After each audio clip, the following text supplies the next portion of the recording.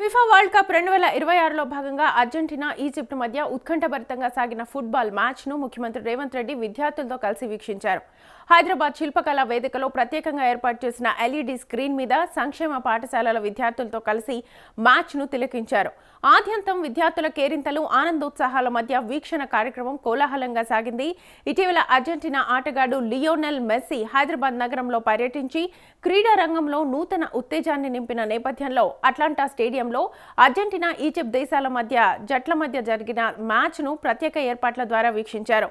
చివరి వరకు ఉత్కంఠగా సాగిన ఈ మ్యాచ్లో అర్జెంటీనా 3-2 గోల్స్ తేడాతో విజయం సాధించింది. ప్రపంచ ఫుట్బాల్ దిగ్గజం లియోనెల్ మెస్సీ గత డిసెంబర్లో హైదరాబాద్ సందర్శించడమే కాకుండా ఉప్పల్ స్టేడియంలో హైదరాబాద్ క్రీడాభిమానులను అలరించారు.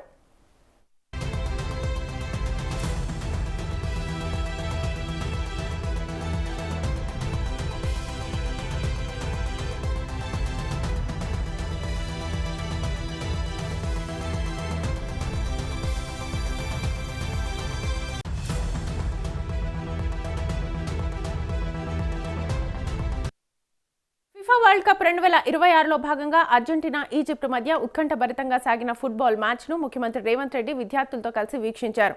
హైదరాబాద్ శిల్పకళా వేదికలో ప్రత్యేకంగా ఏర్పాటు చేసిన ఎల్ఈడి స్క్రీన్పై సంక్షేమ పాఠశాలల విద్యార్థులతో కలిసి మ్యాచ్ను తిలకించారు. ఆద్యంతం విద్యార్థుల కేరింతలు, ఆనందోత్సాహాల మధ్య వీక్షణ కార్యక్రమం కోలాహలంగా సాగింది.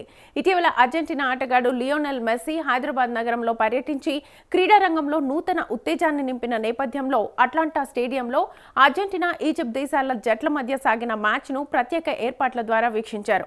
చివరి వరకు ఉత్కంఠగా సాగిన ఈ మ్యాచ్లో అర్జెంటీనా 3-2 గోల్స్ తేడాతో విజయం సాధించింది. ప్రపంచ ఫుట్బాల్ దిగ్గజం లియోనెల్ మెస్సీ గత డిసెంబర్లో హైదరాబాద్ సందర్శించడమే కాకుండా ఉప్పల్ స్టేడియంలో హైదరాబాద్ క్రీడాభిమానులను అలరించారు.